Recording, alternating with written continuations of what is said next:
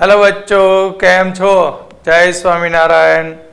ધોરણ 11 ની અંદર સ્ટાન્ડર્ડ 11 જેની અંદર આજે આપણે નવું ચેપ્ટર સ્ટાર્ટ કરીએ છીએ, એકમ 9, ચેપ્ટર નંબર 9 હાઇડ્રોજન. આ હાઇડ્રોજન ચેપ્ટરમાંથી નીટની અંદર ખૂબ જ ઓછા ક્વેશ્ચન પૂછાયેલા છે, બરાબર. છતાં પણ આપણે તૈયાર કરવાનું. એવું નથી કે હાઇડ્રોજન ચેપ્ટરને કાઢી નાખ્યું છે, બરાબર. પૂછાય પણ ખરા, એટલે નીટ માટે થોડુંક અગત્યનું આ ચેપ્ટર બને, બરાબર. કારણ કે ક્યારે પેપર સેટર શું વિચારીને કયા ક્વેશ્ચન મૂકે આપણને ખબર પડતી નથી. તો હાઇડ્રોજન ચેપ્ટર નંબર 9, એકમ 9. તો એકમ 9 ની અંદર આપણે સૌથી પહેલી પ્રસ્તાવના જોઈશું. પ્રસ્તાવનાની અંદર વાત કરીએ તો બ્રહ્માંડની અંદર સૌથી વિપુલ પ્રમાણમાં મળી આવતું આ તત્વ છે, જે ત્રીજા ક્રમે આપણને પ્રાપ્ત થતું તત્વ છે. અને એવું માનવામાં આવે છે કે હાઇડ્રોજન એ ભવિષ્યનો એક ઉર્જા સ્ત્રોત પણ બની શકે છે. હાઇડ્રોજન બ્રહ્માંડની અંદર વિપુલ પ્રમાણમાં મળી આવતું તત્વ છે, જે પૃથ્વીની સપાટી ઉપર ત્રીજા ક્રમે વિપુલ પ્રમાણમાં મળી આવે છે અને ભવિષ્યનો એક તે સક્ષમ ઉર્જા સ્ત્રોત બની શકે છે. આપણે વાત કરીએ તો કુદરતમાંથી આપણને ઘણા બધા તત્વો મળતા હોય છે, અને આ તત્વોની અંદર હાઇડ્રોજન તત્વ જે છે એ સૌથી સાદામાં સાદું પરમાણુય બંધારણ ધરાવે છે. કુદરતમાં આપણી આસપાસ ઘણા બધા તત્વો અવેલેબલ છે, પણ એ તત્વોની અંદર હાઇડ્રોજન જે તત્વ છે તે હાઇડ્રોજન એ સૌથી સાદામાં સાદી રચના ધરાવે છે. કારણ કે હાઇડ્રોજનનો પરમાણુય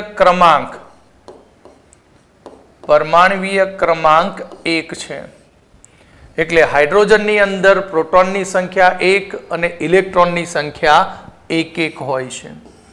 હાઇડ્રોજન કે જેનો પરમાણુય ક્રમાંક 1 છે, પરિણામે તેમાં પ્રોટોનની સંખ્યા 1 અને ઇલેક્ટ્રોનની સંખ્યા પણ 1 હોય છે.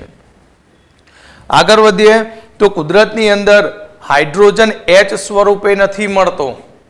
તત્વીય હાઇડ્રોજન આપણને દ્વિપરમાણુક અણુ સ્વરૂપે મળે, H2 અણુ સ્વરૂપે મળતો હોય છે, જેને આપણે ડાયહાઇડ્રોજન કહીએ છીએ. અન્ય તત્વોની સરખામણીમાં આવર્ત કોષ્ટકમાં રહેલું હાઇડ્રોજન એ સૌથી વધુ પ્રમાણમાં સંયોજનો બનાવતું હોય છે. કારણ કે ઓર્ગેનિક કેમિસ્ટ્રીની અંદર ગમે તે સંયોજન તમે પકડો તો એમાં હાઇડ્રોજન હોય અને હોય. ચાહે methane, ethane, propane, butane, alcohol, aldehyde, carboxylic acid, sulphonic acid, amide, azide માં ગમે ત્યાં તમને ત્યાં હાઇડ્રોજન તત્વ જોવા મળે છે. તો આ હાઇડ્રોજનની આપણે વાત કરીએ તો તમે આવર્ત કોષ્ટક ભણી ગયા, બરાબર, ત્રીજું ચેપ્ટર. તો એ આવર્ત કોષ્ટકની અંદર હાઇડ્રોજનને તમે જુઓ તો આવર્ત કોષ્ટકની અંદર નથી S વિભાગમાં સ્થાન આપ્યું, નથી P વિભાગમાં સ્થાન આપ્યું.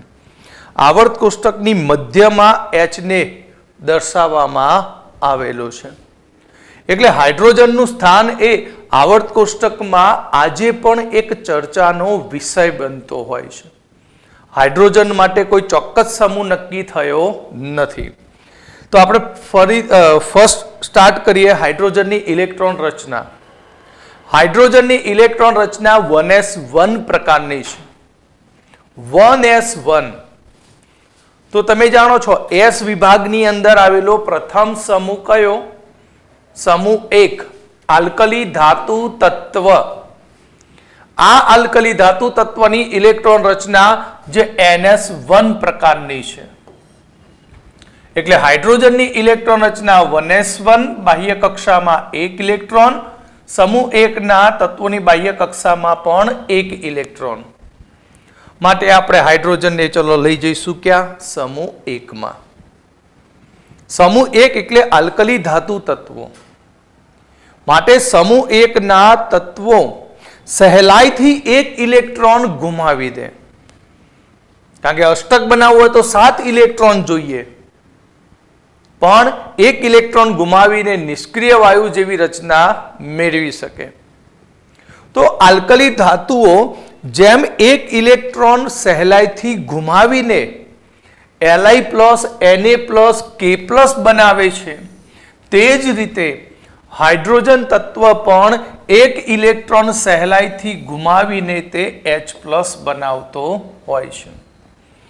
એટલે હાઇડ્રોજન આલ્કલી ધાતુ સાથે સામ્યતા ધરાવે છે તેમ કહી શકાય.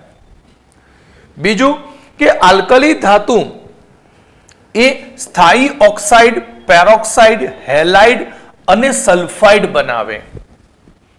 આલ્કલી ધાતુઓ ઓક્સાઇડ બનાવે, બરાબર, જેમ કે sodium monoxide Na2O, sodium peroxide Na2O2, sodium chloride એટલે હેલાઇડ NaCl બનાવે, સલ્ફાઇડ Na2S બનાવે. તે જ રીતે હાઇડ્રોજન પણ ઓક્સાઇડ, પેરોક્સાઇડ, હેલાઇડ અને સલ્ફાઇડ સંયોજનો બનાવી શકે છે. આલ્કલી ધાતુમાં sodium monoxide, sodium peroxide, sodium chloride, sodium sulphide, આ રીતે આલ્કલી ધાતુઓ ઓક્સાઇડ, પેરોક્સાઇડ, હેલાઇડ અને સલ્ફાઇડ બનાવે તો હાઇડ્રોજન પણ પાછો રહેતો નથી. હાઇડ્રોજન પણ આલ્કલીની જેમ જ કામ કરે. H2O બનાવે, H2O2 હાઇડ્રોજન પેરોક્સાઇડ બનાવે, HCl હાઇડ્રોજન ક્લોરાઇડ બનાવે, H2S હાઇડ્રોજન સલ્ફાઇડ પણ બનાવે. સહેલાઈથી ઇલેક્ટ્રોન ગુમાવે કોણ? આલ્કલી ધાતુઓ. અને જે ઇલેક્ટ્રોન સહેલાઈથી ગુમાવે તે બધાને કહેવાય રિડક્શન કરતા કહેવાય. એટલે હાઇડ્રોજન તત્વ પણ આલ્કલી ધાતુઓની જેમ એ પ્રબળ રિડક્શન કરતા તરીકે વર્તે છે. અહીં હાઇડ્રોજન એ આલ્કલી ધાતુઓની જેમ પ્રબળ રિડક્શન કરતા તરીકે વર્તે છે. તો આટલી બધી બાબતોમાં આલ્કલી ધાતુ એ હાઇડ્રોજન સાથે સામ્યતા ધરાવે છે, માટે આપણે એને મૂકી દેવો પડે સમૂહ 1માં. પણ ડખા પેદા થાય, બરાબર. હાથની કઈ બધી આંગળીઓ સરખી હોતી નથી. તે જ રીતે હાઇડ્રોજન પણ આલ્કલી ધાતુઓ કરતા કેટલીક બાબતોમાં તે અલગ પડે. કઈ કઈ બાબતોમાં અલગ પડશે તે જોઈએ. આપણે પહેલું કહીએ છીએ આલ્કલી ધાતુ. આલ્કલી તત્વો એ ધાતુ તત્વો છે, જ્યારે હાઇડ્રોજન એ અધાતુ તત્વ છે, વાયુરૂપ અધાતુ તત્વ છે. આલ્કલી એ ધાતુ તત્વો છે અને હાઇડ્રોજન તે વાયુરૂપ અધાતુ તત્વ છે. બીજું કે એની આયનીકરણ એન્થાલ્પીની વાત કરીએ. હવે આલ્કલીની વાત કરીએ તો આપણે ત્રીજા ચેપ્ટરમાં ભણી ગયા, સમૂહમાં ઉપરથી નીચેની તરફ જાઓ એમ કદ એનું મોટું થતું જાય, ઇલેક્ટ્રોન સહેલાઈથી ગુમાવે. એટલે આલ્કલી ધાતુઓની આયનીકરણ એન્થાલ્પીનું મૂલ્ય ઘણું ઓછું છે, જ્યારે હાઇડ્રોજનની આયનીકરણ એન્થાલ્પી ખૂબ જ વધારે છે. કેમ? કારણ કે હાઇડ્રોજનનો ઇલેક્ટ્રોન પહેલી કક્ષામાં જ બેઠેલો છે, 1s માં, કેન્દ્રની નજીક. એટલે આકર્ષણ બળ કેવું હોય છે? વધારે હોય. એટલે આલ્કલી ધાતુઓ એ નીચી આયનીકરણ એન્થાલ્પી ધરાવે છે, જ્યારે હાઇડ્રોજન ઊંચી આયનીકરણ એન્થાલ્પી ધરાવે. એક્ઝામ્પલ તરીકે લિથિયમ 520 કિલો જૂલ પ્રતિ મોલ ઉર્જા ધરાવે. આયનીકરણ એન્થાલ્પી કેટલી? 520 કિલો જૂલ પ્રતિ મોલ. જ્યારે હાઇડ્રોજનની આયનીકરણ એન્થાલ્પી, તો હાઇડ્રોજનની આયનીકરણ એન્થાલ્પી 13-12 કિલો જૂલ પ્રતિ મોલ છે. કેટલી? 13-12 કિલો જૂલ પ્રતિ મોલ છે. તો આટલી બાબતોમાં અહીં હાઇડ્રોજનને આલ્કલીથી અલગ પડી ગયો, સેટિંગ પડ્યો નહીં. એટલે હાઇડ્રોજનને સમૂહ 1માં સ્થાન મળ્યું નહીં. નીકળ્યા હતા ભાઈ મને ઘર આલો, બેસું તમારા જોડે, બરાબર, બધી વાતો કરી કે હું તારા જેવો છું, તારા જેમ ઓક્સાઇડ બનાવું, પેરોક્સાઇડ બનાવું, સલ્ફાઇડ બનાવું, હેલાઇડ બનાવું, તારી જેમ ઇલેક્ટ્રોન પણ આપી દઉં એક, બરાબર. થોડી વાર વાતો કરી પછી અંદર શું વધારે પડતા ડીપમાં ગયા. કોણ? આલ્કલી ધાતુઓ. ભાઈ તું મારા ઘેર ના ચાલે, ચલ નીકળ અહીંયાથી. હવે હાઇડ્રોજન ત્યાંથી છટક્યો, હવે શોધતો નીકળ્યો, હવે બીજું ઘર ક્યાં મળે, તો પહોંચી ગયા સમૂહ 17 જોડે. ક્યાં પહોંચી ગયા? સમૂહ 17 જોડે. એટલે હાઇડ્રોજન હવે સમૂહ 17 જોડે જશે અને સમૂહ 17 ની ઇલેક્ટ્રોન રચના શું છે? NH2NP5 છે અને હાઇડ્રોજનની ઇલેક્ટ્રોન રચના 1s1. બરાબર. એટલે એમને પોતાનું કામ ચાલુ કરી દીધું હાઇડ્રોજને કે હું તમારા જેવો જ છું. તમારે જે રીતે એક ઇલેક્ટ્રોનની જરૂર પડે અષ્ટક પૂર્ણ કરવા માટે અને ઉમદા વાયુ બની જશો, કોના જેવા? નિયોન, આર્ગોન, ક્રિપ્ટોન જેવા બની જશો, તો કંઈ વાંધો નહીં, હું પણ એક ઇલેક્ટ્રોન મેળવી લઈશ અને એક ઇલેક્ટ્રોન મેળવીને કોના જેવો બની જઈશ? હિલિયમના જેવો બની જઈશ. એટલે કે હાઇડ્રોજન સમૂહ 17 અથવા હેલોજન સમૂહના તત્વો સાથે તેને મૂકી શકાય, કારણ કે ઇલેક્ટ્રોન રચના જવાબદાર બની. એટલે હાઇડ્રોજન સમૂહ 17 ના હેલોજન તત્વો સાથે તે સામ્યતા ધરાવે છે. કેવી રીતે? કે તું એક ઇલેક્ટ્રોન મેળવીને X- હેલાઇડ બનાવી શકે છે, તે જ રીતે હાઇડ્રોજન પણ એક ઇલેક્ટ્રોન મેળવીને H- હાઇડ્રાઇડ ઋણ આયન બનાવી શકે. હાઇડ્રોજન એક ઇલેક્ટ્રોન મેળવીને X- હાઇડ્રોજન અહીં હેલોજન તત્વોની જેમ એક ઇલેક્ટ્રોન મેળવીને જેમ હેલાઇડ X- બને, તે જ રીતે હાઇડ્રોજન પણ એક ઇલેક્ટ્રોન મેળવીને H- હાઇડ્રાઇડ ઋણ આયન બનાવે છે. તમે જોયું હશે કે હાઇડ્રોજનમાં ક્યારે આપણે F નથી લખતા, અણુ સ્વરૂપે તો F2, Cl2, Br2 અને I2 લખીએ છીએ. અને આપણે ચેપ્ટરની સ્ટાર્ટમાં જ કહ્યું કે હાઇડ્રોજન કુદરતની અંદર તત્વીય H નહીં પરંતુ દ્વિપરમાણુક H2 અણુ સ્વરૂપે અસ્તિત્વ ધરાવે છે. શું કર્યું? પટાવન ચાલુ કર્યું સમૂહ 17 ને કે હું તારા જેવો જ છું, એક ઇલેક્ટ્રોન મેળવી શકું છું, બરાબર, તારા જેમ દ્વિપરમાણુક અણુ બનાવી શકું છું અને હેલોજનની માફક એ વિદ્યુત ધનમય તત્વો સાથે જોડાઈને હાઇડ્રાઇડ સંયોજન આપે. જેમ હેલોજન તત્વો વિદ્યુત ધનમય તત્વો સાથે જોડાય, જેમ કે સોડિયમ ધાતુ સાથે જોડાઈ NaF, NaCl, NaBr બનાવે, તે જ રીતે અહીં હાઇડ્રોજન પણ વિદ્યુત ધનમય તત્વો સાથે જોડાઈને LiH, NaH, KH જેવા સંયોજનો બનાવી શકે છે.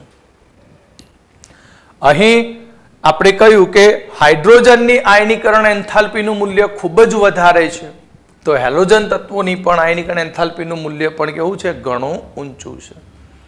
હેલોજન તત્વોની જેમ હાઇડ્રોજન પણ ઘણી વધારે આયનીકરણ એન્થાલ્પી ધરાવે. જેમ કે ફ્લોરિનની આયનીકરણ એન્થાલ્પી 1680 કિલો જૂલ પ્રતિ મોલ છે. ફ્લોરિનમાંથી 1 મોલ ઇલેક્ટ્રોનને દૂર કરવા માટે 1680 કિલો જૂલ પ્રતિ મોલ ઉર્જા આપવી પડે છે. તો હાઇડ્રોજન તો આપણે જાણીએ છીએ 13-12 કિલો જૂલ પ્રતિ મોલ, 1000 વટાયેલી છે. એટલે આની પણ આયનીકરણ એન્થાલ્પી ખૂબ જ વધારે છે. બરાબર. આટલું બધું સેટિંગ પાડી દીધું કોને? હાઇડ્રોજને. કોની સાથે? હેલોજન સાથે. હેલોજનને કે તારા જેમ જ હું એક ઇલેક્ટ્રોન સહેલાઈથી મેળવી શકું છું, બરાબર, દ્વિપરમાણુક H2 અણુ બનાવી શકું છું, વિદ્યુત ધનમય ધાતુ સાથે જોડાઈ શકું છું, તારા જેમ ઊંચી આયનીકરણ એન્થાલ્પી પણ ધરાવું છું. આ બધી ચર્ચા કરી, કમ્પ્લેટ પતિ, વાર્તાલાપ પૂરો થયો. પછી હેલોજને ચાલુ કર્યું, મારા જેવું છે તારામાં? અત્યાર સુધી તે કહ્યું હું તારા જેવો છું, પણ હેલોજન કહે છે કે હવે તમે મારા જેવા છો કે નહીં એની ચર્ચા કરીએ. પ્રતિક્રિયાત્મકતાની વાત કરીએ. પ્રતિક્રિયાત્મકતા મતલબ રાસાયણિક પ્રક્રિયા થવું ઝડપી અથવા તો રાસાયણિક સક્રિયતાની વાત કરીએ. હેલોજન તત્વોની રાસાયણિક પ્રતિક્રિયાત્મકતા હાઇડ્રોજન કરતાં ઘણી વધારે હોય છે. હેલોજન તત્વો હાઇડ્રોજનની સાપેક્ષમાં બીજા કોઈ તત્વ સાથે પ્રક્રિયા કરવી હોય તો ખૂબ જ ઝડપથી પ્રક્રિયા કરે છે. એટલે હાઇડ્રોજનની પ્રતિક્રિયાત્મકતા ઘણી ઓછી છે. બરાબર. પહેલા મુદ્દામાં ખોટું, ચલો સેટિંગ નહીં પડે. તો પણ એને એક્સપ્લેન કર્યું. ચલ આગળ વધીએ. તારામાં શું છે? રંગની વાત કરી. હાઇડ્રોજન એ રંગવિહીન વાયુ છે. ફ્લોરિન રંગવિહીન, ક્લોરિન રંગવિહીન. પણ પાછળની બે આઇટમો, પાછળની બ્રોમિન અને આયોડિન એ રંગીન છે. બ્રોમિન લાલાશ પીળાશ પડતા રંગનો હોય, આયોડિન સ્ફટિકમય ઘન અવસ્થામાં હોય. એટલે અહીં હેલોજન તત્વો એ રંગીન છે, પ્રબળ ઓક્સિડેશન કરતા છે, ઇલેક્ટ્રોન મેળવે જ છે, ક્યારેય ગુમાવતું નથી એવું કહ્યું એને.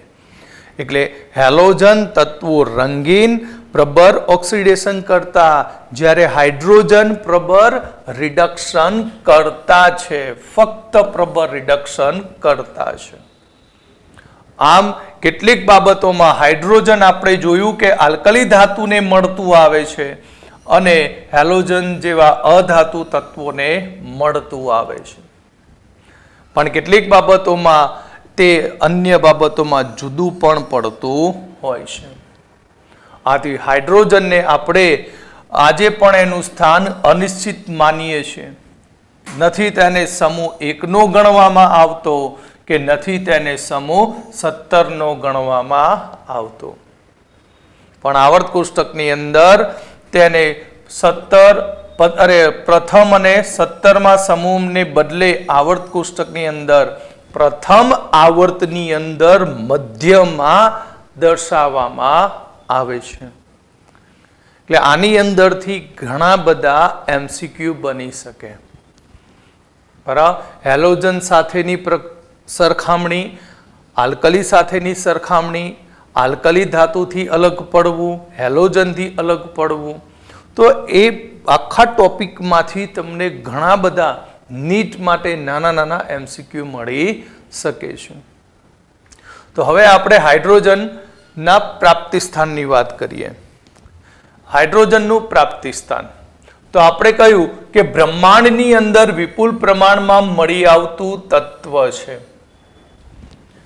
અને બ્રહ્માંડના દળના 70% અને સૌર વાતાવરણની અંદરનું તે મુખ્ય તત્વ છે. એટલે જે સૂર્યમંડળ છે એ સૂર્યમંડળની અંદર મુખ્ય તત્વ કયું છે? હાઇડ્રોજન અને હિલિયમ છે. હાઇડ્રોજન બ્રહ્માંડની અંદર મળી આવતું વિપુલ પ્રમાણમાં મળી આવતું તત્વ છે અને એ બ્રહ્માંડના દળના 70% જેટલું. સૌરમંડળમાં પણ આ તત્વ રહેલું છે. પણ હાઇડ્રોજનની વાત કરીએ તો આપણને બીજો સૌથી વધુ હાઇડ્રોજન ગુરુ અને શનિના ગ્રહોમાંથી વિપુલ પ્રમાણમાં મળી શકે છે. હજુ તો આપણે મળી શકે એવી વાર્તાએ લાવી નહીં શકે ત્યાંથી હાઇડ્રોજન. જો પૃથ્વી ઉપર હાઇડ્રોજનને 100% ઉર્જાના સક્ષમ સ્ત્રોત તરીકે જો આપણે એને યુઝ કરતા થઈ જઈએ તો પેટ્રોલ ડીઝલની ઝંઝટમાંથી છુટકારો મળી જાય અને સૌથી સસ્તી વસ્તુ મળે. ત્યાર પછી તો એવું બને કે પાઇપલાઇન ગુરુ અને શનિ ઉપરથી નાખીને હાઇડ્રોજન નીચે ખેંચી લાવે. કારણ કે હાઇડ્રોજન સૌથી વધુ પ્રમાણમાં MCQમાં પૂછે તો કયા ગ્રહો ઉપર છે? ગુરુ અને શનિ ઉપર. તો અહીંયા આપણે જોઈએ હાઇડ્રોજન વજનમાં ખૂબ જ હલકો છે, ખૂબ જ હલકું તત્વ. પરમાણુ ક્રમાંક 1, પ્રોટોનનું દળ એ જ હાઇડ્રોજનનું દળ છે. એટલે પૃથ્વીના વાતાવરણની અંદર બહુ જ ઓછા પ્રમાણમાં દળના 0.15% જ હોય છે. ખાસ યાદ રાખવાનું MCQ માટે કે પૃથ્વી ઉપર હાઇડ્રોજનનું પ્રમાણ દળથી કેટલા ટકા? તો 0.15% છે. સંયોજિત અવસ્થામાં પૃથ્વીના પોપડામાં અને મહાસાગરમાંથી તે આપણને 15.4% જેટલો મળતો હોય છે. પૃથ્વીના પોપડામાં સંયોજિત સ્વરૂપે હોય, ક્રૂડ ઓઇલ સ્વરૂપે. ખનિજ તેલ ટોટલી શું છે? હાઇડ્રોકાર્બન છે. અને હાઇડ્રોકાર્બનમાં શું છે? પેટ્રોલ, ડીઝલ, કેરોસીન, બરાબર, કેમ્ફર ગણો, ડામર ગણો, બધાની અંદર કાર્બન સાથે હાઇડ્રોજન જ હોય. એટલે તે સંયોજિત અવસ્થાની અંદર પૃથ્વીના પોપડામાંથી મળે. બીજું દરિયામાંથી. સમુદ્રમાંથી, કારણ કે સમુદ્ર પાણી જ છે, બધું પાણી એટલે H2O સંયોજિત થઈ ગયો, તો સંયોજિત સ્વરૂપે મળે. એટલે આપણને હાઇડ્રોજન એવું જરૂરી નથી પાણીમાંથી જ મળે. હાઇડ્રોજન આપણને વનસ્પતિ, પ્રાણી પેશીઓ, કાર્બોદિત પદાર્થો, પ્રોટીન, હાઇડ્રાઇડ, હાઇડ્રોકાર્બન અને અન્ય ઘણા સંયોજનમાંથી તે સંયોજિત સ્વરૂપે મળતો હોય છે. તો આ હતી હાઇડ્રોજનને પ્રાપ્તિ સ્થાન, જેની અંદર તમારે ખાસ ધ્યાન રાખવાનું કયા કયા MCQ બને. તો હાઇડ્રોજન આપણને કયા ગ્રહો ઉપરથી વિપુલ પ્રમાણમાં મળશે? તો ગુરુ અને શનિ ઉપરથી. પૃથ્વીના પોપડાના દરથી કેટલા ટકા છે? 0.15%. પૃથ્વીના પોપડાની અંદર અને સમુદ્રની અંદર સંયોજિત સ્વરૂપે આપણને કેટલા ટકા મળશે? તો 15.4% જેટલું. ક્લિયર? હવે આગળ વધીશું ડાયહાઇડ્રોજનની સમસ્થાનિકો. હાઇડ્રોજનના સમસ્થાનિકો. હાઇડ્રોજનના સમસ્થાનિકો તો તમે ભણી ગયા, ફર્સ્ટ ચેપ્ટરમાં શીખવાડી દીધું. સમસ્થાનિક એટલે શું એ પણ તમે જાણો છો. એક જ પરમાણુઓના પરમાણુય ક્રમાંક સરખા હોય પરંતુ તેના દળ ક્રમાંક જુદા જુદા હોય તો તેમને એકબીજાના સમસ્થાનિકો કહેવામાં આવે છે. સમસ્થાનિક કોને કહીશું?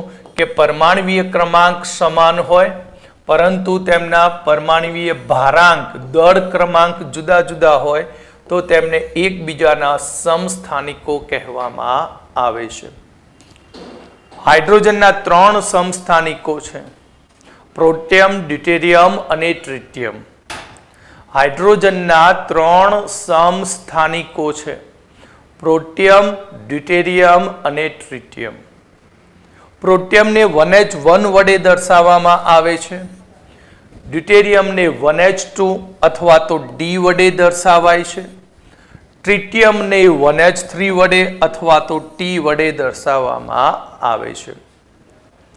તો અહીંયા ભારાંક જુદો જુદો છે, પરમાણુય ક્રમાંક સરખો છે, મતલબ ઇલેક્ટ્રોનની સંખ્યા ત્રણેયમાં સેમ, પણ તેમાં ન્યુટ્રોનની સંખ્યા જુદી જુદી છે. એટલે આ સમસ્થાનિકો એ ન્યુટ્રોનની સંખ્યાને આધારે એકબીજાથી અલગ પડી શકે. તો ફર્સ્ટ પ્રોટિયમની વાત કરીએ, ડ્યુટેરિયમની વાત કરીએ કે ટ્રિટિયમની વાત કરીએ તો ત્રણેયમાં પ્રોટોનની સંખ્યા કેટલી હશે? 1 હશે. જ્યારે પ્રોટિયમમાં ન્યુટ્રોનની સંખ્યા કેટલી? તો 1 - 1. 1 માંથી 1 0, 2 - 1 1 અને 3 - 1 એટલે 2. આ પણ MCQ માં પૂછી શકાય. પ્રોટિયમ, ડ્યુટેરિયમ અને ટ્રિટિયમમાં પ્રોટોન, ન્યુટ્રોન અને ઇલેક્ટ્રોનની સંખ્યા કેટલી હશે? તો પ્રોટોનની સંખ્યા 1, ન્યુટ્રોનની સંખ્યા 0, 1, 2 અને ઇલેક્ટ્રોન બધામાં 1 1 હોય છે. પ્રોટિયમને કેવી રીતે દર્શાવાય? પ્રોટિયમ એટલે જ સાદો હાઇડ્રોજન જેને 1H1 વડે, 1H2 વડે અને 1H3 વડે અનુક્રમે આપણે પ્રોટિયમ, ડ્યુટેરિયમ અને ટ્રિટિયમને દર્શાવી શકીએ છીએ. બરાબર? 1H1, 1H2, 1H3 વડે દર્શાવી શકાય છે. તો આ જે સમસ્થાનિકો છે એ સમસ્થાનિકોની વાત કરીએ તો પ્રોટિયમના કેન્દ્રમાં એક પ્રોટોન અને બહારના ભાગમાં એક ઇલેક્ટ્રોન હોય છે. ન્યુટ્રોન આપણે કહ્યું કેવો છે? 0. તો પ્રોટિયમની અંદર ફક્ત પ્રોટોન હોય, ડ્યુટેરિયમના કેન્દ્રની અંદર એક પ્રોટોન અને એક ન્યુટ્રોન હોય છે અને ટ્રિટિયમની અંદર એક પ્રોટોન અને 2 ન્યુટ્રોન ધરાવતા હોય છે. તો આ સમસ્થાનિકોની શોધ અને અલગ કરવાનું કાર્ય સૌથી પહેલું 1934 ની અંદર અમેરિકન વૈજ્ઞાનિક હેરોલ્ડ સી યુરેને 2 પરમાણુય દળવાળા હાઇડ્રોજનના સમસ્થાનિકને ભૌતિક પદ્ધતિ વડે તેને અલગ કર્યા હતા. હાઇડ્રોજનના સમસ્થાનિકને અલગ કરવાનું સૌથી પહેલું કાર્ય અમેરિકન વૈજ્ઞાનિક હેરોલ્ડ સી યુરેને કરેલું. તેને 2 પરમાણુય ભારવાળા, 2 પરમાણુય ભાર એટલે કોણ? ડ્યુટેરિયમ. આ હાઇડ્રોજનના સમસ્થાનિકને તેમને તેની ભૌતિક પદ્ધતિઓ દ્વારા તેમને અલગ કરવાનું કાર્ય કર્યું હતું. આ માટે તેમને નોબેલ પારિતોષિક પણ એનાયત થયું હતું. હાઇડ્રોજનની અંદર મુખ્ય સમસ્થાનિક એ પ્રોટિયમ છે. સૌથી વધુ માત્રામાં મળતું સમસ્થાનિક એટલે પ્રોટિયમ. જ્યારે હાઇડ્રોજનમાં ડ્યુટેરિયમ સમસ્થાનિક જે 0.0156% સુધી એચડી સ્વરૂપમાં હોય છે. પૃથ્વીના હાઇડ્રોજનમાં ડ્યુટેરિયમ એ જે પ્રોટિયમ છે એ પ્રોટિયમની સાથે ડ્યુટેરિયમ આપણને કેટલા ટકા મળશે? ડ્યુટેરિયમનું પ્રમાણ તો 0.0156% જેટલો હોય છે. એટલે કે આપણે કહીએ કે પ્રોટિયમનો ડ્યુટેરિયમનો એક પરમાણુ હોય તો તેની સામે પ્રોટિયમના 5000 જેટલા પરમાણુઓ હોય છે. બરાબર? એક આપણે પ્રોટિયમ લઈએ અરે એક ડ્યુટેરિયમ લઈએ તો એક ડ્યુટેરિયમની સામે 5000 શું હોય? પ્રોટિયમ હોય છે. એટલે પ્રોટિયમના પરમાણુઓ ડ્યુટેરિયમના પરમાણુ કરતાં આશરે 5000 ગણા વધારે હોય છે. જ્યારે ટ્રિટિયમની સાંદ્રતા કહીએ તો એક ટ્રિટિયમની સામે પ્રોટિયમની સાંદ્રતા 1018 ગણી હોય છે. અહીં સાંદ્રતાની વાત કરીએ તો પ્રોટિયમ કેટલો હશે? આપણને એમસીક્યુમાં 1018 પ્રોટિયમ પરમાણુ એક ટ્રિટિયમ પરમાણુની સાપેક્ષમાં હોય છે. એટલે કે હાઇડ્રોજનના આ 3 સમસ્થાનિકોમાં સૌથી ઓછી માત્રામાં મળતું તત્વ એટલે ટ્રિટિયમ સમસ્થાનિક. કયો સમસ્થાનિક? ટ્રિટિયમ. અને આ ટ્રિટિયમ સમસ્થાનિક એ રેડિયો સક્રિય સમસ્થાનિક છે. એમસીક્યુમાં ખાસ યાદ રાખજો. ટ્રિટિયમ કેવો છે? રેડિયો સક્રિય સમસ્થાનિક. અને જે રેડિયો સક્રિય સમસ્થાનિકો હોય તેનું અર્ધ આયુષ્ય હોય. તો ટ્રિટિયમનું અર્ધ આયુષ્ય 12.33 વર્ષનું છે. કેટલું છે ટ્રિટિયમનું અર્ધ આયુષ્ય સમય? 12.33 વર્ષ છે. તો અહીં ઓછી ઉર્જાવાળા બીટા કણોને તે ઉત્સર્જિત કરે છે. ટ્રિટિયમ શું કરશે?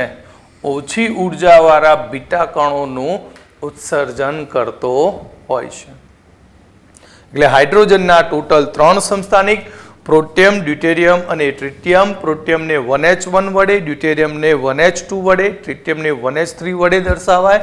પ્રોટિયમના કેન્દ્રમાં એક જ પ્રોટોન હોય, જ્યારે ડ્યુટેરિયમના કેન્દ્રમાં એક પ્રોટોન એક ન્યુટ્રોન હોય. ટ્રિટિયમના કેન્દ્રમાં એક પ્રોટોન અને 2 ન્યુટ્રોન હોય.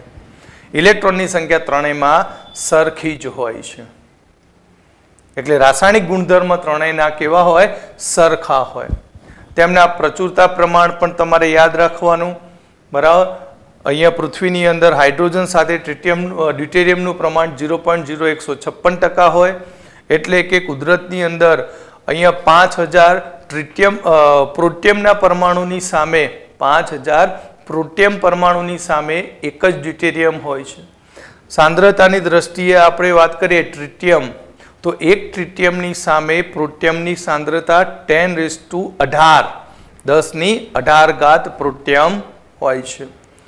ક્લિયર?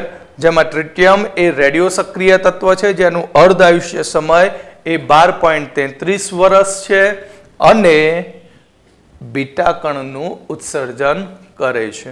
કોણ ઉત્સર્જન કરશે? બીટા કણનું. તો અહીં ત્રણેય સમસ્થાનિકની ઇલેક્ટ્રોન રચના સમાન હોય માટે તેમના રાસાયણિક ગુણધર્મો પણ સમાન હોય છે. તેઓ ફક્ત તેમની બંધન એન્થાલ્પીના તફાવતને આધારે અલગ પડે. એમની જે બંધ એન્થાલ્પી છે એ બંધ એન્થાલ્પીના મૂલ્યમાં તફાવત જોવા મળે. જેનો બંધ સહેલાઈથી તૂટી જાય એ ઝડપથી પ્રક્રિયા આપે. જેનો બંધ ઘણો વધારે સમય લે, વધારે ઉર્જા લે અને પછી પ્રક્રિયા કરે તો એનો વેગ કેવો હોય? ધીમો હોય.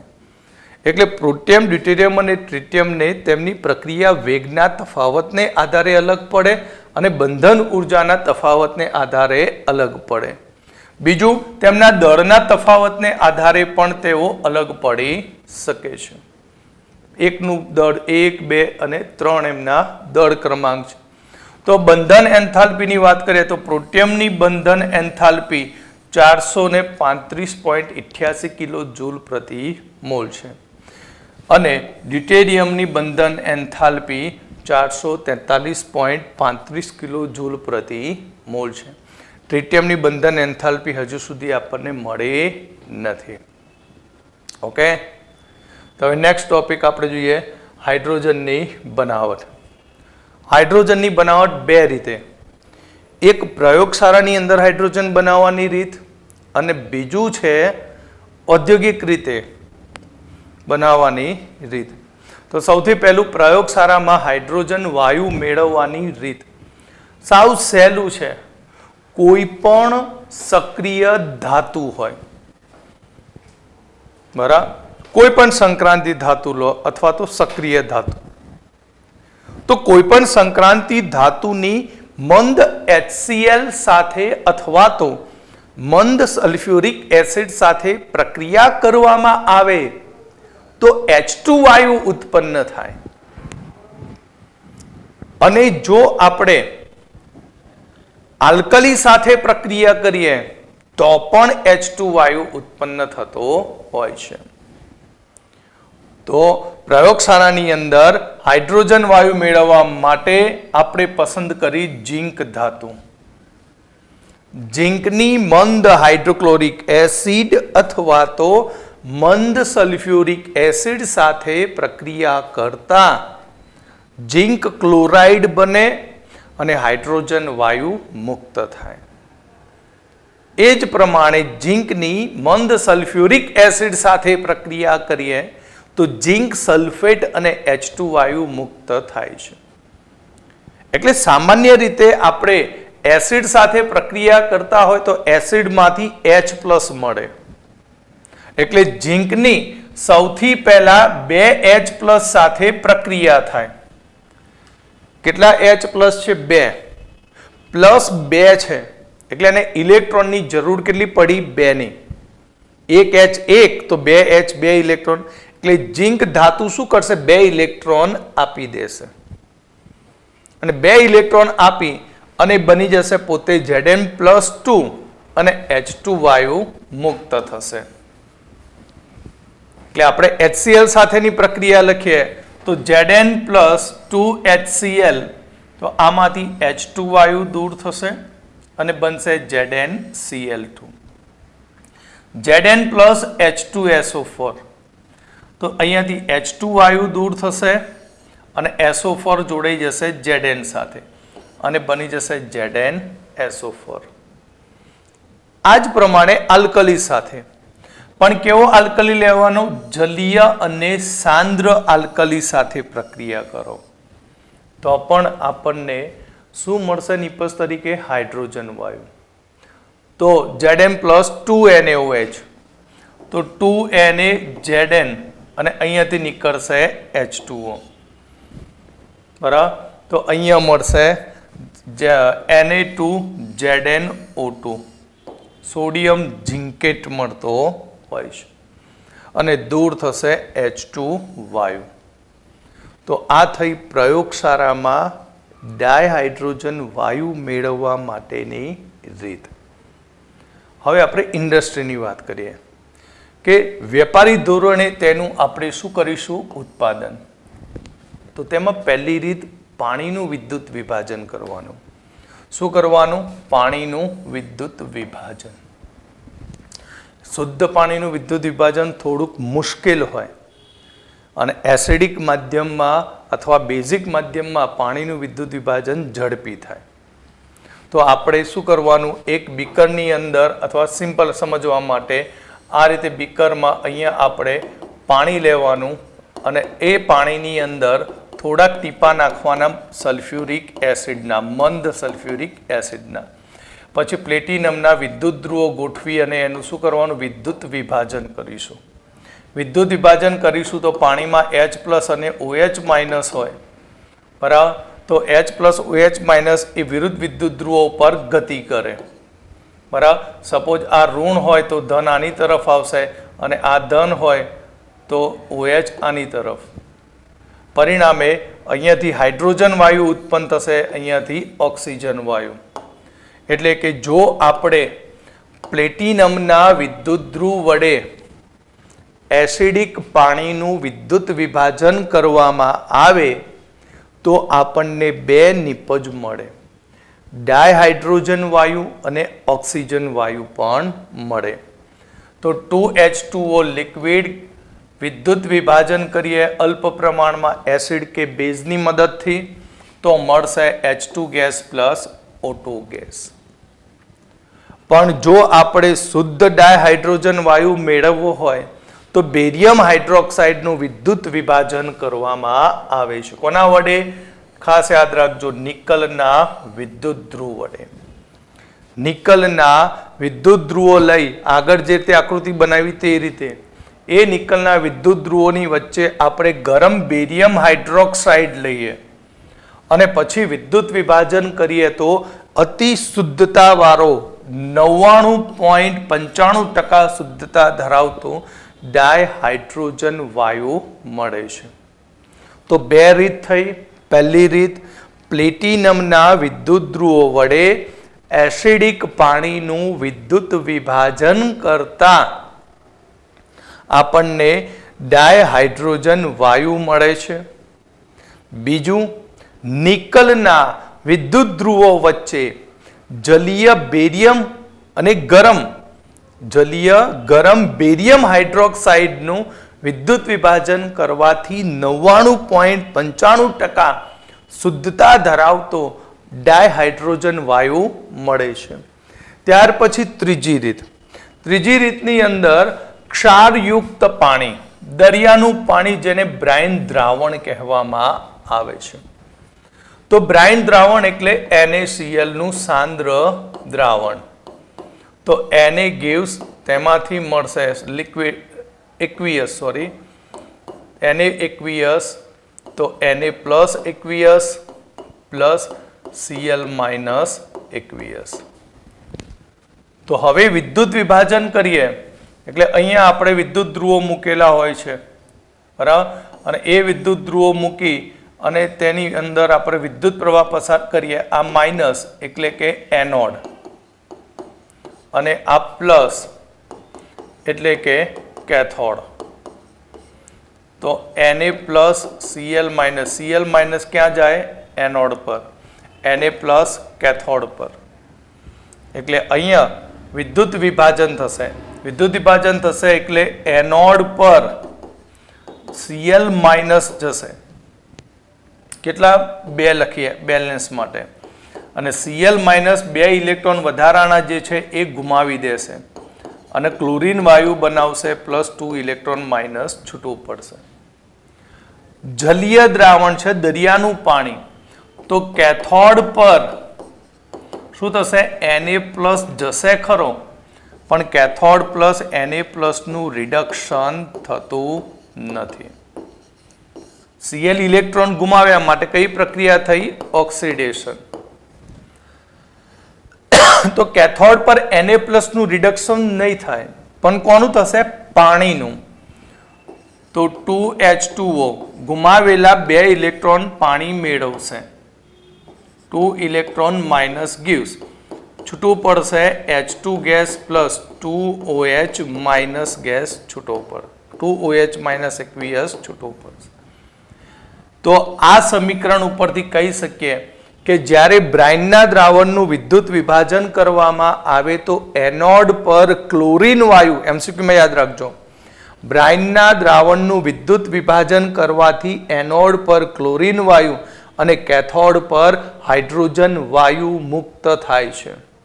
સાથે સાથે કેથોડ ઉપર સોડિયમ હાઇડ્રોક્સાઇડ પણ મળે, બરાબર. કેવી રીતે? તો બંને પ્રક્રિયાનો શું કરી દઈએ આપણે? સરવાળો. તો અહીંયા શું હતું?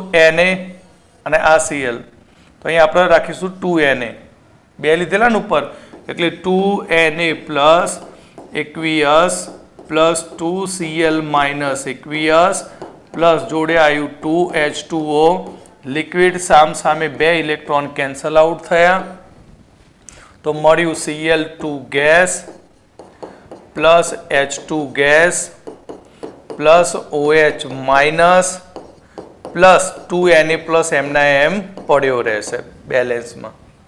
એટલે આ બંને કેથોડ ઉપર ભેગા થઈને બનાવશે NaOH.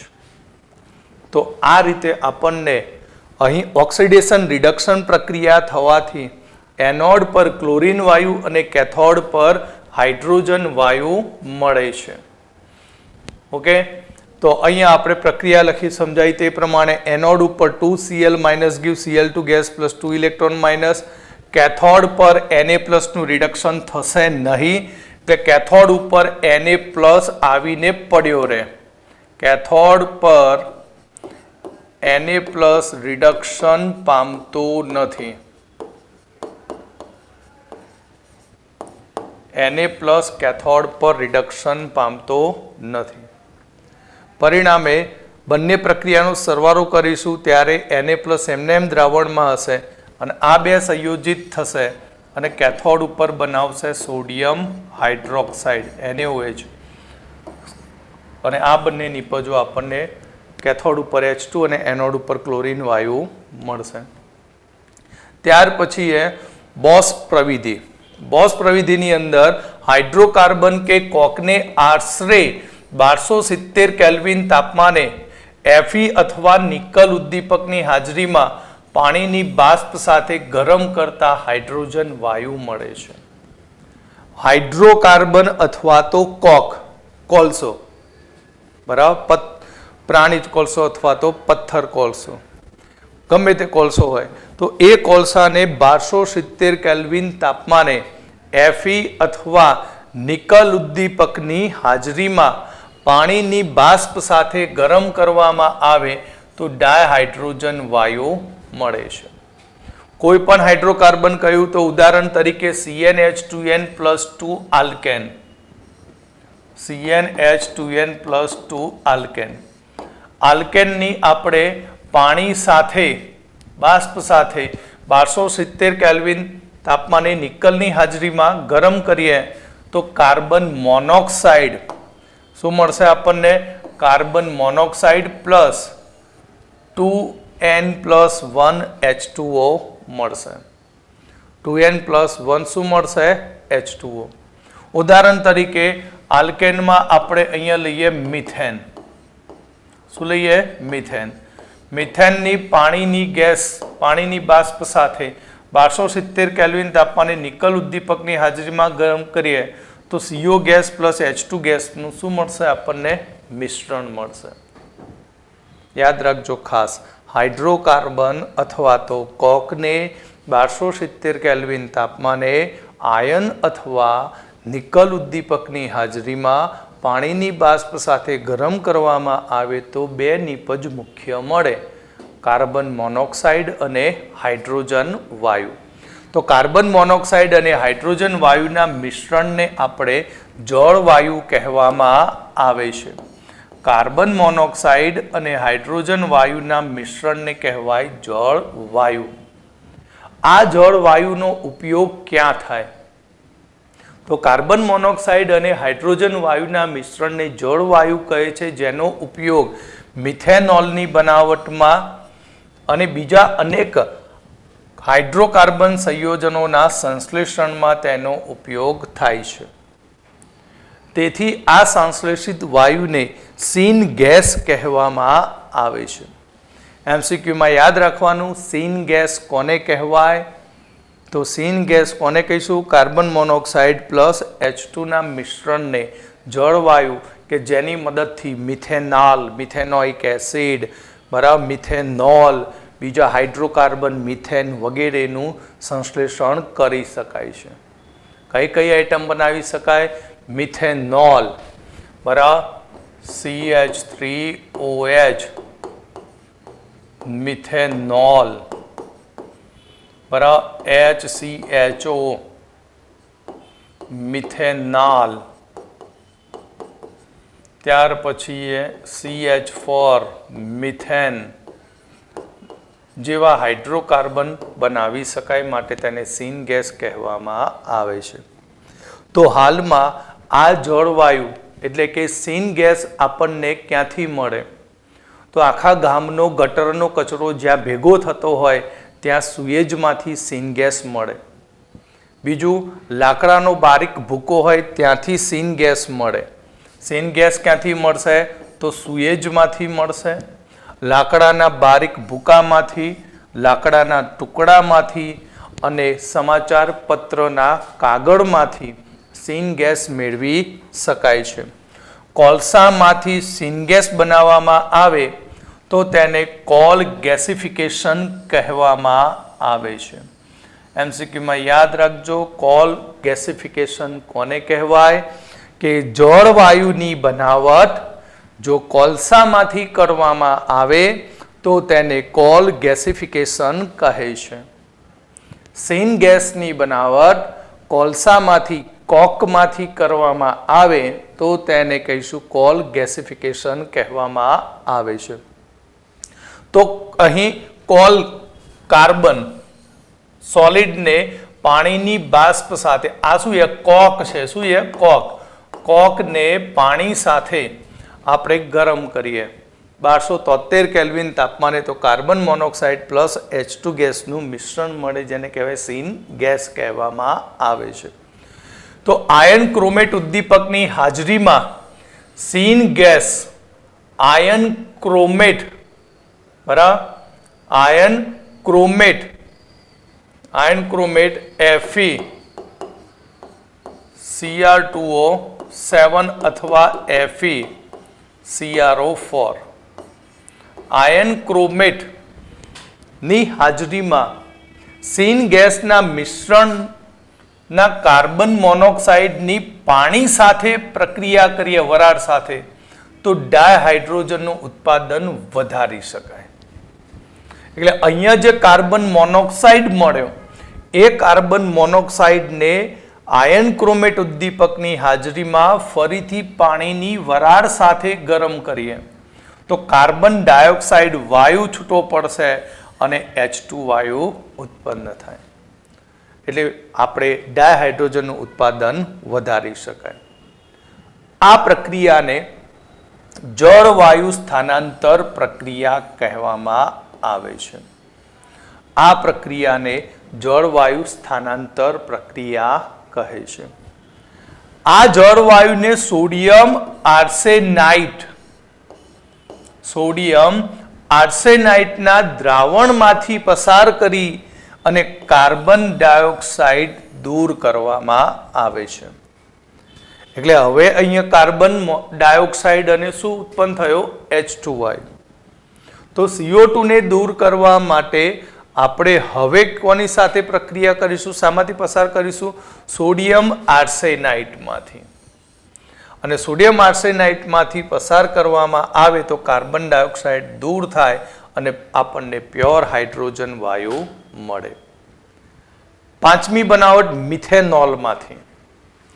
મિથેનોલનું 50 બાર દબાણે 673 કેલ્વિન તાપમાને ક્યુપ્રસ ઓક્સાઇડ ઉદ્દીપકની હાજરીમાં વિઘટન કરવાથી ડાયહાઇડ્રોજન વાયુ મેળવી શકાય છે. આ એક્સ્ટ્રા પ્રક્રિયા મિથેનોલનું 50 બાર દબાણે અને 673 કેલ્વિન તાપમાને ક્યુપ્રસ ઓક્સાઇડની હાજરીમાં આપણે વિઘટન કરીએ તો આપણને ડાયહાઇડ્રોજન વાયુ મળે. એટલે કે CH3OH મિથેનોલ 50 બાર 673 કેલ્વિન Cu2O ઉદ્દીપક, તો આપણને સિન ગેસ મળે, CO પ્લસ H2 ગેસ મળે છે. ઓકે, તો આ જે બધી બનાવટ હતી એ બનાવટમાંથી આપણે અહીંયા એનો ઉપયોગ પણ શીખી શકીએ છીએ. તો હાલમાં 77% જેટલું ડાયહાઇડ્રોજન વાયુ પેટ્રો રસાયણમાંથી મળે. આ પણ એમસીક્યુની અંદર પૂછાઈ ગયેલું એમસીક્યુમાં પૂછાઈ ગયેલું છે કે હાઇડ્રોજન વાયુ આપણને કેટલા પ્રમાણમાં ક્યાંથી મળે? તો 77% જેટલો લગભગ ડાયહાઇડ્રોજન વાયુ આપણને પેટ્રો રસાયણમાંથી મળશે. 18% જેટલો ડાયહાઇડ્રોજન વાયુ આપણને કોલસામાંથી મળશે. 4% જેટલો હાઇડ્રોજન વાયુ આપણે જલીય દ્રાવણોનું વિદ્યુત વિભાજન કરીએ છીએ ત્યાંથી મળે છે. અને 1% જેટલો હાઇડ્રોજન વાયુ આપણને અન્ય સ્ત્રોતમાંથી મળતો હોય છે. લગભગ 77% જેટલું ડાયહાઇડ્રોજન વાયુ પેટ્રો રસાયણમાંથી, 18% જેટલું ડાયહાઇડ્રોજન વાયુ કોલસામાંથી, 4% જેટલું ડાયહાઇડ્રોજન વાયુ જલીય દ્રાવણોના વિદ્યુત વિભાજનથી અને 1% જેટલું ડાયહાઇડ્રોજન અન્ય સ્ત્રોતમાંથી મળતો હોય છે. તો હવે આપણે ડાયહાઇડ્રોજનના ભૌતિક ગુણધર્મ જોઈએ. ડાયહાઇડ્રોજન રંગવિહીન, વાસવિહીન અને સ્વાદવિહીન વાયુ છે. ડાયહાઇડ્રોજન રંગવિહીન, વાસવિહીન અને સ્વાદવિહીન વાયુ છે. ડાયહાઇડ્રોજન હવા કરતા હલકો વાયુ છે. બરાબર, ડાયહાઇડ્રોજન હવા કરતા હલકો વાયુ છે, પાણીમાં અદ્રાવ્ય અને દહનશીલ વાયુ છે, માટે જેને ઉર્જાનો એક સક્ષમ સ્ત્રોત કયો છે. અહીં પાણીમાં અદ્રાવ્ય અને બીજો દહનશીલ વાયુ છે. પ્રતિચુંબકીય ગુણધર્મ ધરાવે. કેમ પ્રતિચુંબકીય? ભણી ગયા આપણે. બરાબર, તો હાઇડ્રોજનની ઇલેક્ટ્રોન રચના 1s1 H2 અણુ બને. H2 અણુ બને તો તેમાં ટોટલ ઇલેક્ટ્રોન 2, માટે તેની આણ્વીય ઇલેક્ટ્રોન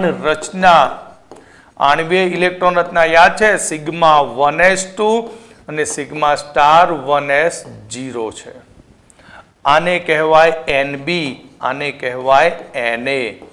બધા જ ઇલેક્ટ્રોન યુગ્મિત છે અને યુગ્મિત ઇલેક્ટ્રોન હોવાથી તે પ્રતિચુંબકીય ગુણધર્મ ધરાવે છે. ડાયહાઇડ્રોજન રંગવિહીન, વાસવિહીન અને સ્વાદવિહીન, પાણીમાં અદ્રાવ્ય, દહનશીલ, હવા કરતા હલકો, પ્રતિચુંબકીય ગુણધર્મ ધરાવે.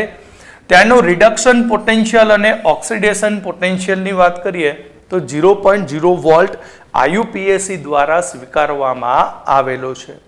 બરાબર, એટલે આને આ રીતે લખવામાં આવે કે E0 reduction potential H + 1/2 H2 gas, જેનું મૂલ્ય 0.0 વોલ્ટ, અથવા તેનું oxidation potential OXC 1/2 H2/H+, 0.0 volt. બંને માટે એનું પોટેન્શિયલનું મૂલ્ય કેટલું છે? 0.0 વોલ્ટ. જે આપણે 12th સાયન્સની અંદર વિદ્યુત રસાયણ ચેપ્ટર 3 ભણીશું, એમાં રિડક્શન પોટેન્શિયલ, ઓક્સિડેશન પોટેન્શિયલ વધુ ડીપમાં જોઈશું. આ હતા ડાયહાઇડ્રોજનના ભૌતિક ગુણધર્મ. હવે ડાયહાઇડ્રોજનના રાસાયણિક ગુણધર્મો. ડાયહાઇડ્રોજનના રાસાયણિક ગુણધર્મ. રાસાયણિક ગુણધર્મની વાત કરીએ તો હંમેશા રાસાયણિક ગુણધર્મ એ અણુના બંધ તૂટવા ઉપર આધારિત હોય છે, એટલે બંધ એન્થાલ્પી ઉપર આધાર રાખે. તો ડાયહાઇડ્રોજન અહીં મોટા ભાગે બંધ એન્થાલ્પી દ્વારા તેની રાસાયણિક વર્તણૂક અથવા તો રાસાયણિક પ્રતિક્રિયાત્મકતા નક્કી થતી હોય છે. તો HH ની બંધ એન્થાલ્પી એ કોઈ તત્વના બે પરમાણુ વચ્ચેના એકલ બંધ માટે તે ઉચ્ચતમ હોય છે. HH બંધ એન્થાલ્પીનું મૂલ્ય એ બંને H પરમાણુને એકલ બંધમાંથી છૂટા પાડવા માટેની એ સૌથી ઊંચામાં ઊંચી તે મૂલ્ય ધરાવતી હોય છે.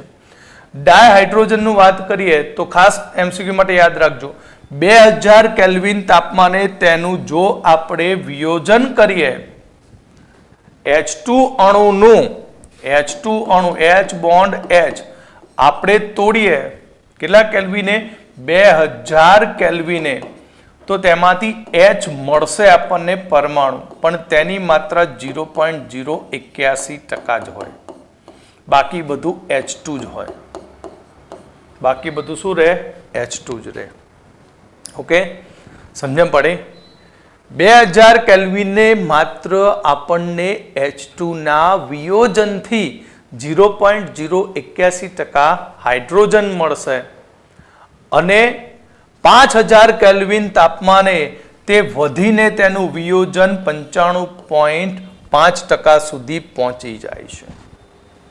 એટલે કે કહી શકાય ટેમ્પરેચર ખૂબ જ ઊંચું છે.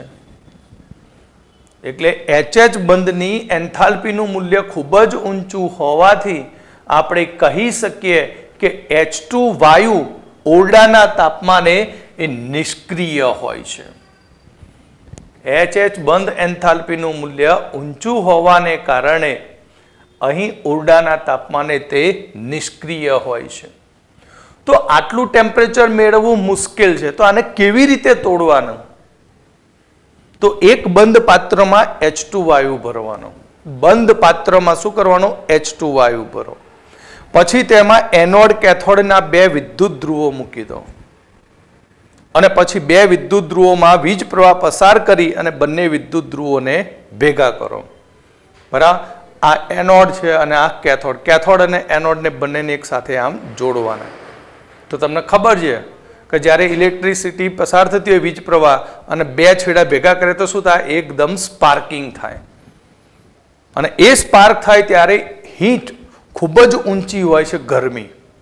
અને એ ગરમીને લીધે ત્યાં H2 તૂટીને H પરમાણુમાં વિયોજન પામી જાય. એને કહેવાય વિદ્યુત ચાપ લગાવી કહેવાય. શું કહેવાય એને? વિદ્યુત ચાપ.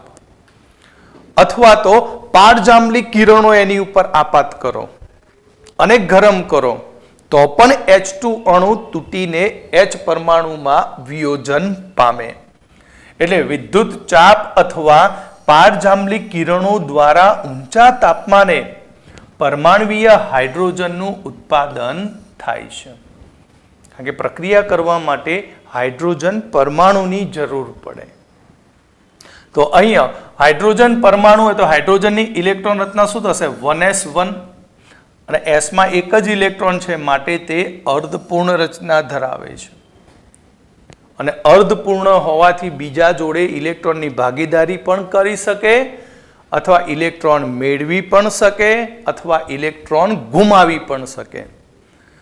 એટલે હાઇડ્રોજન 3 રીતે પ્રક્રિયા કરી શકે. કેટલી રીતે? 3 રીતે. એક, અહીંયા ઇલેક્ટ્રોન ગુમાવીને H+ આયન આપી દે, ઇલેક્ટ્રોન મેળવીને H- આયન બનાવી દે, અથવા તો ઇલેક્ટ્રોનની ભાગીદારી કરીને એકલ સહસંયોજક બંધ બનાવી શકે. ઇલેક્ટ્રોનની ભાગીદારી કરીને શું કરી શકે? એકલ સહસંયોજક બંધ બનાવી શકે. તો ફર્સ્ટ હેલોજન સાથેની પ્રક્રિયા. તો ડાયહાઇડ્રોજન હેલોજન એટલે X2 સાથે પ્રક્રિયા કરીને હાઇડ્રોજન હેલાઇડ HX બનાવે છે. ડાયહાઇડ્રોજન હેલોજન X2 સાથે પ્રક્રિયા કરીને તે HX બનાવે છે. એટલે કે પ્રક્રિયા સમીકરણ લખે તો H2 gas plus X2 gas gives 2HX gas. અને X તરીકે હેલોજન સભ્યો કયા? ફ્લોરિન, ક્લોરિન, બ્રોમિન અને આયોડિન. કઈ બધા માટે આ રીતે સીધું રિએક્શન ના થાય. HF બનવું, HCl બનવું, HR બનવું અને HI બનવું. કઈ બધા માટે રિએક્શન લખી દીધું એટલે એક કન્ડિશનમાં થાય નહીં. બને સરખું બધાની રીત, પણ એના માટે ટેમ્પરેચર અલગ અલગ હોય, ક્યાંક ઉદ્દીપકની પણ જરૂર પડે. તો અહીંયા ફ્લોરિનની પ્રક્રિયા કરવા માટે અંધારાની જરૂર પડે. ડાયહાઇડ્રોજન F2 સાથે અંધારામાં જ પ્રક્રિયા કરી શકે તો જ HF બને, નહીં તો HF બને નહીં. આયોડિન સાથે પ્રક્રિયા કરવા માટે ઉદ્દીપકની જરૂર પડે છે. આયોડિન સાથે પ્રક્રિયા કરવા માટે કોની જરૂર પડે? ઉદ્દીપકની જરૂર પડતી હોય છે. તો આ હતી હેલોજન સાથેની પ્રક્રિયા.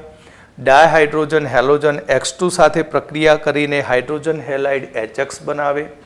એટલે H2 gas plus X2 gas gives 2HX. X એટલે FCl-BrI. પરંતુ FCl-BrI ની H2 સાથેની પ્રક્રિયા માટેની પરિસ્થિતિ જુદી જુદી હોય છે. જેમ કે F2 સાથે પ્રક્રિયા કરવી હોય તો સૂર્યપ્રકાશની બંધ ઓરડામાં કરવી પડે. જ્યારે બ્રોમિન અને Cl2 ની પ્રક્રિયા કરવી હોય તો સૂર્યપ્રકાશની હાજરીમાં કરવી પડે. અને I2 સાથેની પ્રક્રિયા કરવી હોય તો ઉદ્દીપકની હાજરીમાં પ્રક્રિયા કરવી પડે.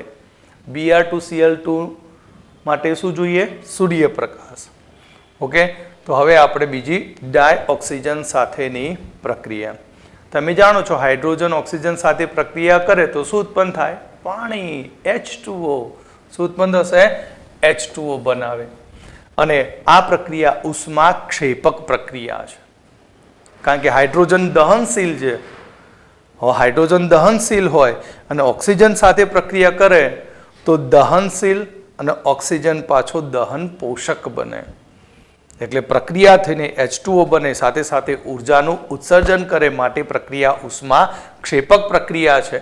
એટલે H2 gas plus O2 gas ઉદ્દીપક અથવા તો ગરમીમાં પ્રક્રિયા કરીએ તો -285.9 કિલો જૂલ પ્રતિ મોલ ઉર્જાનું ઉત્સર્જન થતું હોય છે. ત્યાર પછી ડાયનાઇટ્રોજન સાથેની પ્રક્રિયા. આ તો તમે 9મા ધોરણથી શીખતા આવ્યા છો કે ડાયહાઇડ્રોજનની ડાયનાઇટ્રોજન સાથે Fe ના ભૂકાની હાજરીમાં આપણે પ્રક્રિયા કરીએ તો એમોનિયા વાયુ ઉત્પન્ન થાય છે. અને એમોનિયા વાયુ બનાવવાની આ પદ્ધતિને હેબર પદ્ધતિ કહેવામાં આવે છે. તો આ રાસાયણિક ગુણધર્મો જે પણ ભણો છો એ રાસાયણિક ગુણધર્મો એ જ ડાયહાઇડ્રોજનના ઉપયોગ કહેવાય. શું કહેવાય? ડાયહાઇડ્રોજનના ઉપયોગો કહેવાય. તો અહીંયા સમીકરણ 3H2 gas plus N2 gas, ખાસ પ્રક્રિયા પરિસ્થિતિ તમારે ચોક્કસ યાદ રાખવી પડે કે 673 કેલ્વિન તાપમાને 200 વાતાવરણ દબાણે Fe ઉદ્દીપકની હાજરીમાં પ્રક્રિયા કરવામાં આવે તો એમોનિયા વાયુ મળે, ત્યારે આપણને કેટલી ઉર્જા મળશે? તો -92.6 કિલો જૂલ પ્રતિ મોલ.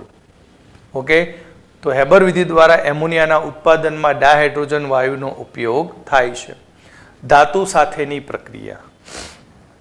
તો પ્રબળ વિદ્યુત ધનમય ધાતુઓ હાઇડ્રોજન સાથે પ્રક્રિયા કરીને ધાત્વિક હાઇડ્રાઇડ સંયોજન બનાવે છે.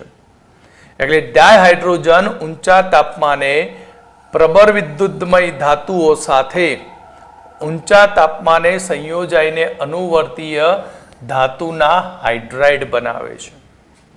સિમ્પલ સમીકરણ લખાય H2 + 2MH H2 + 2M gives 2MH, જ્યાં M એટલે આલ્કલી ધાતુઓ, ખૂબ જ સક્રિય ધાતુઓ છે.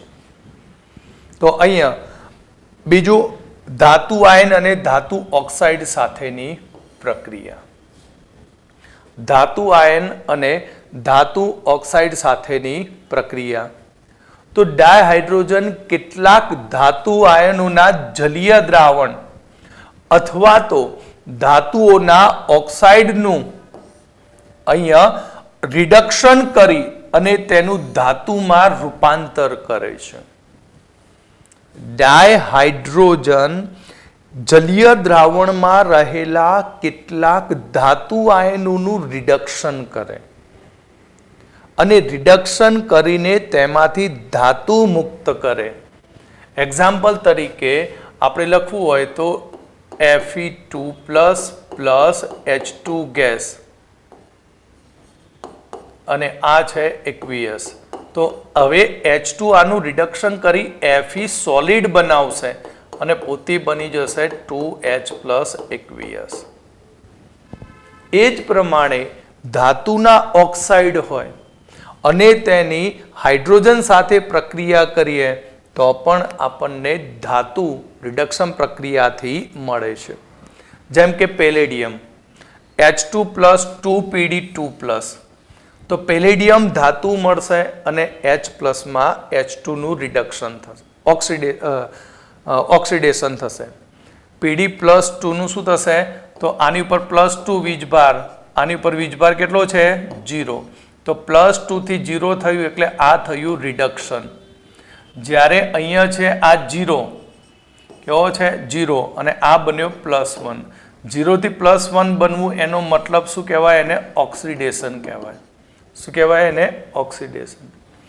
આ જ પ્રમાણે ધાતુનો ઓક્સાઇડ હોય MxOY, તેની YH2 સાથે પ્રક્રિયા કરો તો YH2O છૂટો પડી જાય અને XM મેટલ મળશે. એટલે ધાતુના ઓક્સાઇડમાંથી ધાતુનું શું થશે? હાઇડ્રોજન વડે રિડક્શન થશે. ઓકે, તો આગળ Fe2O3 ઉદાહરણ તરીકે લઈએ તો Fe2O3 plus 3H2 plus gives 2Fe plus 3H2O liquid મળે. ત્યાર પછી કાર્બનિક સંયોજન સાથેની પ્રક્રિયા. તો હાઇડ્રોજન ઉદ્દીપકની હાજરીમાં ઘણા કાર્બનિક સંયોજન સાથે પ્રક્રિયા કરીને ઔદ્યોગિક રીતે મહત્વ ધરાવતી હાઇડ્રોજનીકૃત નિપજ બનાવે છે. કેટલાક કાર્બનિક સંયોજનો છે એમાં નિકલ, પેલેડિયમ, પ્લેટિનમ, રેની નિકલ આ બધા ઉદ્દીપકોની હાજરીમાં જો આપણે ડાયહાઇડ્રોજન સાથે પ્રક્રિયા કરીએ તો હાઇડ્રોજન તેમાં ઉમેરાય અને એ ઉમેરવાથી જે પણ નિપજો મળશે તેને કહેવામાં આવશે હાઇડ્રોજનીકૃત નિપજો મળે. જેમ કે વનસ્પતિ તેલનું નિકલ ઉદ્દીપકની હાજરીમાં હાઇડ્રોજન સાથે પ્રક્રિયા કરીએ તો હાઇડ્રોજનીકરણ પ્રક્રિયાથી વનસ્પતિ ઘી મળશે. શું મળશે? વનસ્પતિ ઘી, જેને આપણે મોર્ગેરીન કહીએ. મોર્ગેરીન અને બીજું શું મળશે? વનસ્પતિ ઘી. આ જ પ્રમાણે ઓલિફિનનું હાઇડ્રોફોર્મેલીકરણ કરવાથી આલ્ડીહાઇડ બને અને પછી તેનું રિડક્શન કરવાથી આલ્કોહોલ મળે છે. ઓલિફિન એટલે RCH ડબલ બોન્ડ CH2. ઓલિફિનનું નિકલ ઉદ્દીપકની હાજરીમાં H2 plus CO સાથે પ્રક્રિયા કરીએ તો H2 plus CO સાથે પ્રક્રિયા કરવાથી આપણને અહીંયાથી પાઇપ બંધ તૂટી જશે. એક H આની ઉપર જશે. કેટલો H? એક H CO માં જાય એટલે HCO અને વચ્ચેનો એકલ બંધ બની R CH2CH2CH છેડા ઉપર CHO એટલે આને કહેવાય આલ્ડીહાઇડ મળ્યો. શું મળશે? આલ્ડીહાઇડ. અને એ જ આલ્ડીહાઇડની ફરીથી કોની હાજરીમાં? નિકલની હાજરીમાં પ્રક્રિયા કરીએ અથવા પેલેડિયમ અથવા પ્લેટિનમ તો ફરીથી CHO માંથી શું બની જશે? તો CHO માંથી CH2OH બની જશે, જેને કહેવાય આલ્કોહોલ કહેવાય. જેને આપણે શું કહીશું? આલ્કોહોલમાં તેનું શું થશે? રિડક્શન થશે. તો કાર્બનિક સંયોજન સાથેની પ્રક્રિયાથી પણ આપણે ઘણી બધી હાઇડ્રોજનીકૃત નિપજ મેળવી શકીએ. જેમ કે વનસ્પતિ તેલનું નિકલ ઉદ્દીપકની હાજરીમાં ડાયહાઇડ્રોજન સાથે પ્રક્રિયા કરવાથી વનસ્પતિ ઘી અને મોર્ગેરીન મળી શકે. અને ઓલિફિન જેવા એટલે કે દ્વિબંધ ધરાવતા અસંતૃપ્ત હાઇડ્રોકાર્બન સંયોજનની જો આપણે ડાયહાઇડ્રોજન સાથે પ્રક્રિયા કરીએ, કાર્બન મોનોક્સાઇડ ઉમેરીએ તો આપણને આલ્ડીહાઇડ મળે અને એ જ આલ્ડીહાઇડનું ફરીથી ડાયહાઇડ્રોજન સાથે નિકલ ઉદ્દીપકની હાજરીમાં પ્રક્રિયા કરીએ તો આલ્કોહોલ નિપજ મળતી હોય છે. હવે આપણે હાઇડ્રોજનના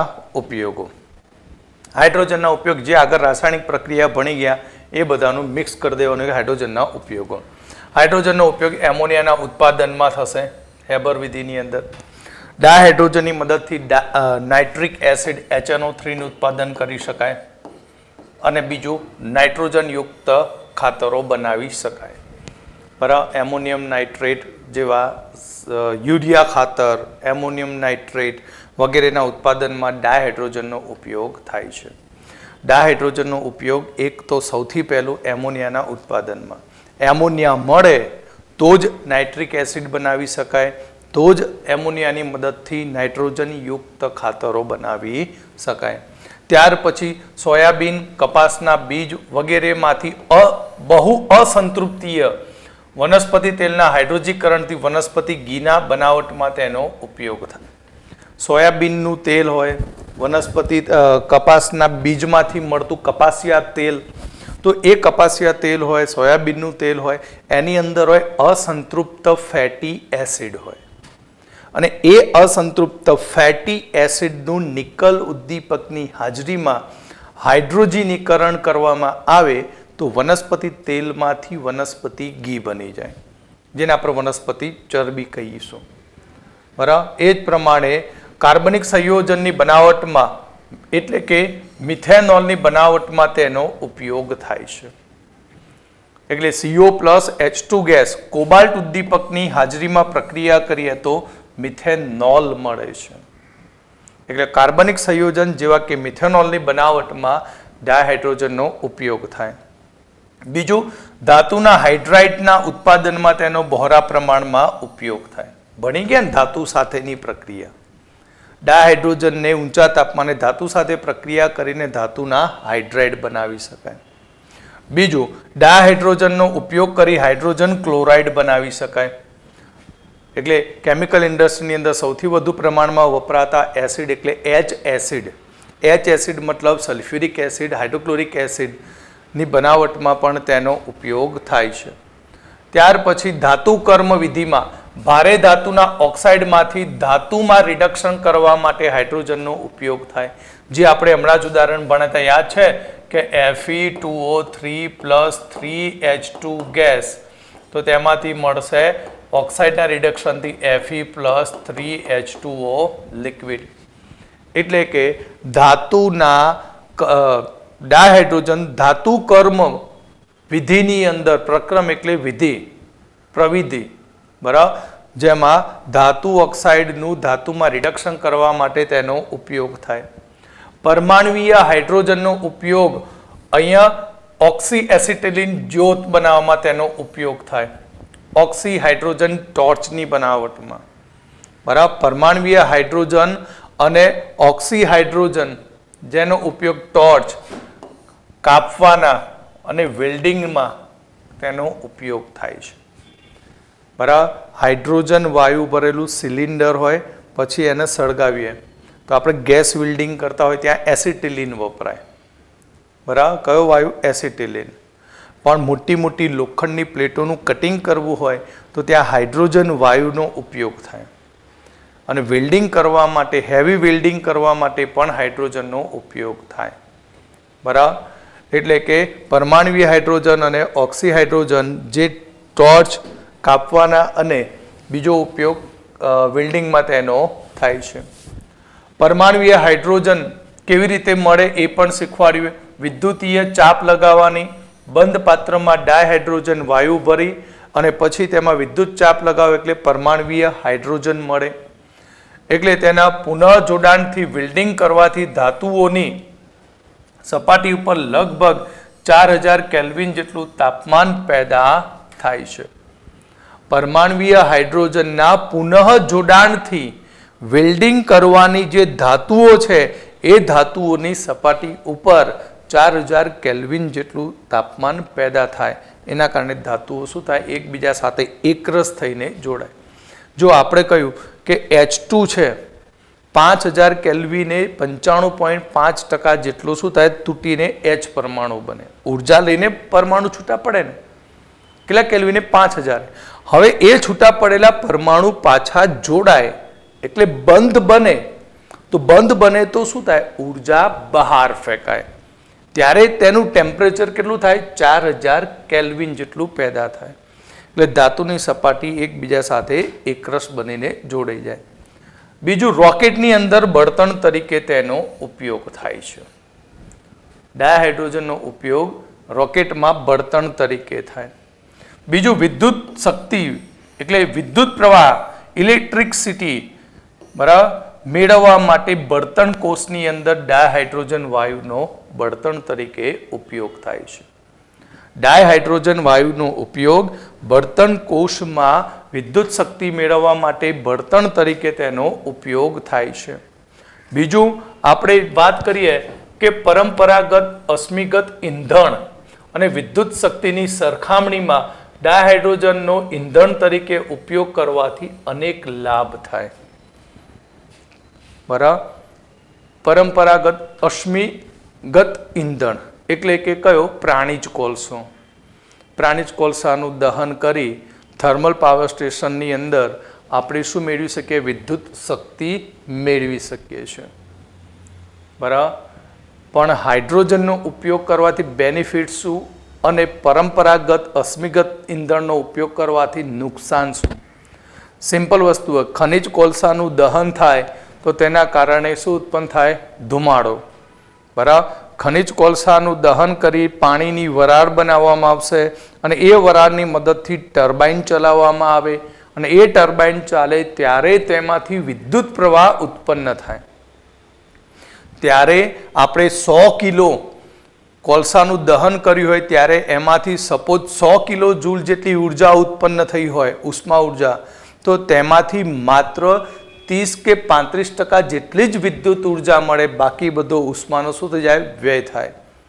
એટલે પરંપરાગત જે આપણા ઉર્જા સ્ત્રોત છે, ખનિજ કોલસો, એનો યુઝ હજુ પણ ચાલુ છે, પણ આની ઉપર હજુ પ્રોસેસ ચાલુ છે. સક્સેસ થશે ત્યારે ખનિજ કોલસાનો ઉપયોગ બંધ થઈ જશે. કારણ કે હાઇડ્રોજનનો બળતણ તરીકે ઉપયોગ કરવાથી શું થાય? એક તો પ્રદૂષણ ફેલાય નહીં. બરાબર. પ્રદૂષણ ફેલાય નહીં, અવાજનું પ્રદૂષણ ન થાય, હવાનું પ્રદૂષણ થતું નથી, તથા તેની કાર્યક્ષમતા લગભગ 70થી 75% જેટલી હોય. એટલે 100 કિલો જૂલ જેટલી ઉષ્મા દહનથી ઉત્પન્ન થાય તો એમાંથી 70થી 75% જેટલો તેમાંથી વીજ પ્રવાહ મેળવી શકાય. ડાયહાઇડ્રોજન ગેસોલિન અને અન્ય ઈંધણના એકમ દ્રવ્યો ને ઉત્પન્ન થતી શક્તિની સરખામણીમાં તે વધુ શક્તિ ઉત્પન્ન કરે છે. મેં હાલ કમ્પેરિઝન શીખવાડ્યું ને કે ખનિજ કોલસાના દહનથી ધારો કે 100 કિલો જૂલ જેટલી ઉર્જા ઉત્પન્ન થાય તો તેમાંથી માત્ર 35થી 30% જેટલી જ વિદ્યુત ઉર્જા મળે, બાકીનું 70% જેટલો ઉર્જાનો શું થાય? વ્યય થાય. પણ હાઇડ્રોજનનો ઉપયોગ કરીએ બળતણ તરીકે તો ત્યાં આપણને 70થી 75% જેટલી વિદ્યુત ઉર્જા મેળવી શકાય છે. એટલે બેનિફિટ હાઇડ્રોજનનો કેવો છે? વધારે. તો આજે આપણે આટલે સુધી આજનું લેક્ચર રાખીએ, બાકીનું હવે નેક્સ્ટ લેક્ચરમાં જોઈશું. ઓકે.